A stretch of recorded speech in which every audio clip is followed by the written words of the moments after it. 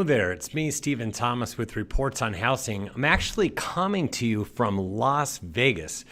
Made a trip out to Las Vegas, did a couple of the 2026 housing forecasts for Clark County, and we've been all over the place recently doing a lot of forecasts for our 2026 forecast tour. So coming to you in a conference room in Las Vegas and heading back tonight. But anyways, I'm recording this on Friday, November 7th, when we should have got a jobs report, but we're not getting any of the labor data because of the fact that we are currently in a government lockdown because they haven't been able to figure it out, reach across the aisle, and we still have a lockdown, so we're still not getting our data. So unbelievable, but that shutdown continues. And we're going to do the housing debrief today, and the housing debrief today is going to be on crash, correction, comeback. What can we expect in 2026? How is 2026 going how is it going to play out based upon everything that we're seeing right now in the trends? And so is it going to be a crash? So that's the question. Or are we going to go back to the trend line? That's another question that's out there. Or is it going to be a comeback? And like all of a sudden, housing starts taking off again. So what's it going to be? And I'm sure a lot of you are going, yeah, sure, come back. That's not going to happen. Or it's got to crash. It's got to come back to that trend line. But we're going to get into exactly what we see right now. And as far as are we going to crash? Is there going to be plunging prices where values really come down? And that's where they come down 20 to 30%. Is that going to happen?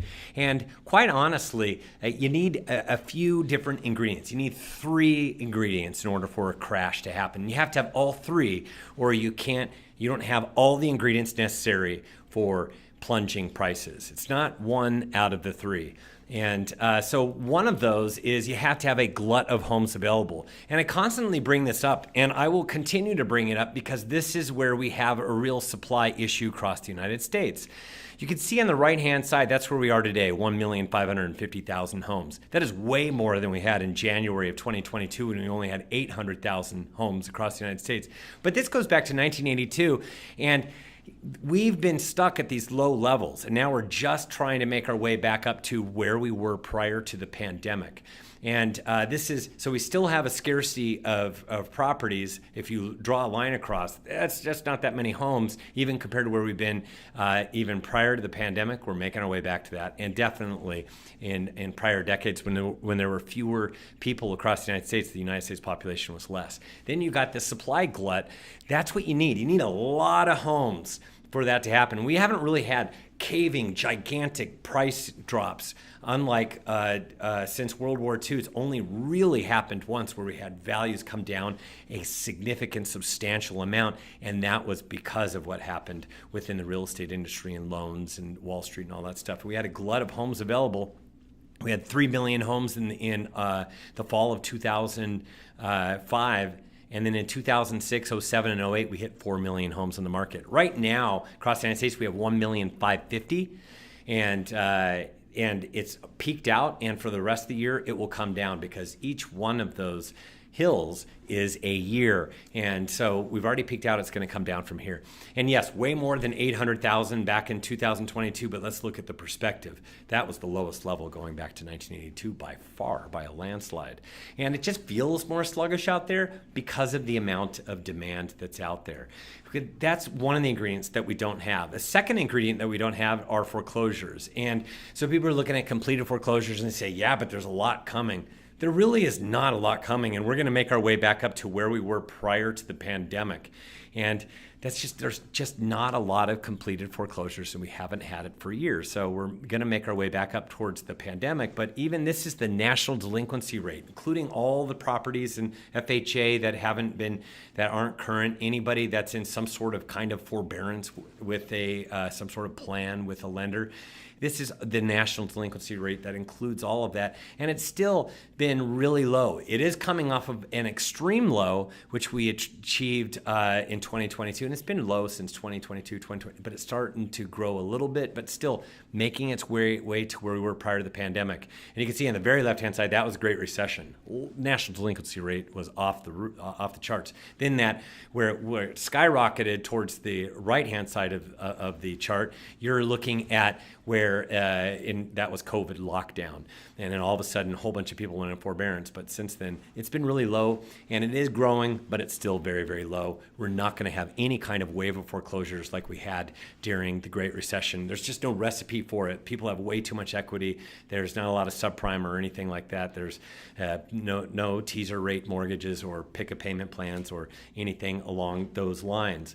So we do have low demand. So we don't have two ingredients. We don't have a lot of inventory, glut, and we don't have a lot of foreclosures and short sales, nor will we for either one of those. The only thing we have is very, very low demand. And the low demand that we're having on the right-hand side is 23, 24, 25, those three mountain ranges. And this is the United States Pending Home Sales Index from National Association of Realtors. And you can see it's very low. And if you go back in time, it only matches like Great Recession for like 1 year.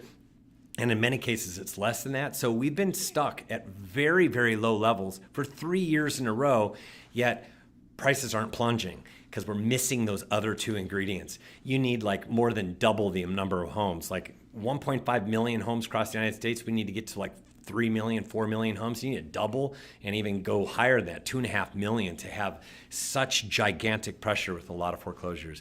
That's just not going to happen. So housing crash, we are not going to get that housing crash and prices plunging.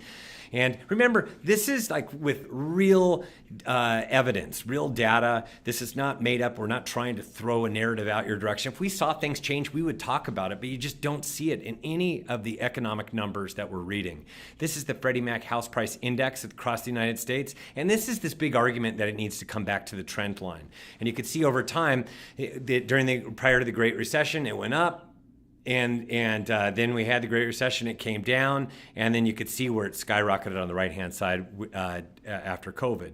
And if you draw a line, that's like pretending that 2013, 14, and 15, it was getting too high. But if you draw this trend line, this is an actual trend line that a lot of people think that we should be going back to the trend line and see how wide the gap is.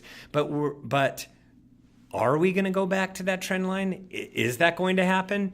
Well, first, I wanted to bring in our sponsor, and really quickly, I wanted to thank Angie Sandoval from JMJ Financial at 310-418-9722. That's Angie Sandoval at JMJ Financial, 310-418-9722. And they have this program called Tap into your equity, and you want to tap into the equity. They have a special DSCR program, and you have to be an investor to utilize this. This is the DSCR program is designed to empower your clients to leverage their investment properties to their fullest potential without the conventional hassles. It's a transformative approach to property investing, lending, making the process more intuitive, efficient, and inclusive for all types of investors. And you can get up to 80% CLTV, current loan to value, and maximum loan up to $500,000, minimum FICO of 680, and they have fixed rate seconds and 1 to 4 unit properties. So they have a solution for investors out there. You can tap into your equity and invest on other properties. So work with a lender you can trust. Reach out to Angie Sandoval with JMJ Financial with the Thibodeau Morel Group at 310-418-9722. That's 310-418-9722. And now back to the program. And are we going to go back to the trend line? Remember, we need to have the three ingredients to even come down in values. We simply don't have enough inventory for that to happen, and we don't have, and the homeowners across the United States, all housing stock, it's at its strongest level of all time. And so they have a lot of equity, a lot of built-in extra equity, where they're equity rich. They have 50% plus equity. 40% of the United States owns their home free and clear. And if you include not only the people that own their home free and clear, but the people that have 50% plus equity, which would be easy to sell, it's 2/3 of the housing stock. So there's way too much of the housing stock that's just too strong. They just don't have to move. And if they did, they can sell without becoming a foreclosure. So you don't have a lot of people that have to sell that are rushing the market. They're just sitting with a lot of equity. So So then the final thing is, are we going to have a comeback? And it really depends upon what we're doing with supply and demand. And what's happened the last couple of years is 2023, when we had rates that were so low, not that many homeowners came on the market. And as a result, in 2023, there wasn't that much supply. Even though demand dropped a lot, not a lot of supply was coming on compared to what would normally come on prior to the pandemic. If you look at normal rates that came on. So people weren't coming on the market. So there were very few homes coming on the market. And that's why in 2023, values actually across the United States were going up, which was weird. Everybody's going, but yet rates are so high, it's unaffordable. How can values go up? It's because of the amount of supply. And then over the last couple of years, we've had more and more supply. We've had more homes come on the market, demand not changing. And then this year, even more homes in the last couple of years. And what's happened is that demand and supply, it's starting to get heavier on the supply side. And now you're starting to see many, many different markets where values are coming down just a little bit. We're talking 1% or 0.2% per month, not 10% or 20 or 30%. It's just that supply and demand scale, and that's why we've had values come down. Now, it really depends upon what rates are at next year as to what happens. Now, we actually have our base cases for interest rates between 6 and 6.5%, which means that values would go up slightly, like and there are some markets all the way up to 3%. Some markets a little bit less than 1%, but still up. And that's if we were at 6 to 6.5%. That's where things are getting a lot more affordable, because right now we have interest rates at about 6.25. Last year at this time, we had interest rates above 7. It makes a material difference in affordability. So that's our base case for next year. But there is a chance that if the labor market breaks, that all of a sudden, because interest rates are going lower because spreads are getting better, I'm not going to get into all that stuff. But what you need to know is that interest rates, if the labor market breaks, something happens to the economy, which there is a chance of happening, but this isn't our base case, we could get from 5.75% to 5.99%. If we did that, now we're looking at a different total bag of it's going to look completely different. In that scenario, we see values going up a little bit higher than the 1, up to 2, maybe 3%. Now you're going to see some markets, the low end 2 up to 5% in some other markets. It just depends upon how many buyers flood the market, as well as what the supply looks like. We should get more supply. So overall, you look at that supply and demand, now all of a sudden we have more demand, and supply won't be able to keep up with it, especially in the entry-level price ranges, and that's where we would get a lot more heat. But there is the off chance that we are stuck with rates if the United States economy ends up being more resilient as soon as they open up the government again, because it's 6.5 to 6.75%. Now it's still above 6.5%. It's not quite where it needs to be for values to start to increase. So we're actually going to get a little bit more play where there'd be more pressure on prices, because we'd get even more homes coming on the market. And now it's starting to tilt more with more supply and less demand. So values come down maybe a little bit more, but we're not talking 10, 20, 30%. We're talking maybe 2% or something along those lines in some markets. Some markets not as much. It just depends upon the inventory and supply of the specific market. So, but we won't know right now as to where exactly rates are going to go. Our base case is it's just doing more of the same, and we're stuck between 6 and 6.5%, which would be a better rate than we've had the last 2 years for our spring market, which would translate to more demand. But right now we don't know where we're at, because we're still closed as a government, and it's been 38 days as of today, the longest it's ever been. 35 days was the most, and that happened in December of 2018 to the start of 2019, and that's all we got. So that's what we're kind of seeing for 2026. Now you understand it. It could be where prices come down a little bit, or they go up a little bit, or they go up even a little bit more than that, because we have rates that dip into the 5s. We're just going to have to see what's going to happen. Like I said, base between 6 and 6.5%. And right now, because we think 6 and 6.5%, where we're playing right now, is going to happen in the spring, it's going to be a little bit busier next year. So it's a window of our opportunity for buyers to take advantage of the extra homes on the market now today, rather than compete, especially in the entry-level ranges where there'll be more competition because interest rates line up with the spring market. We haven't had that. And this year, right now, you could get sellers that have been languishing on the market to pay points and get your interest rate right now down into the 5s. So this is a really good time to play, because some of these sellers that have been languishing on the market will play ball and negotiate a bit. And that's when you want to do that right now, because in the spring, they won't be as willing to negotiate because it's spring. So that's the latest report. By the way, if you like one of those reports, we have one for each of the SoCal counties, as well as the Bay Area, Vegas, and Phoenix. And that's the most recent one that came out, Window of Opportunity. Go to Reports on Housing for more information, and utilize the coupon code 2026 for a free month.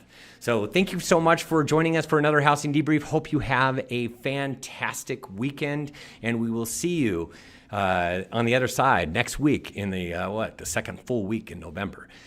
Take it easy, and we'll see you on the other side.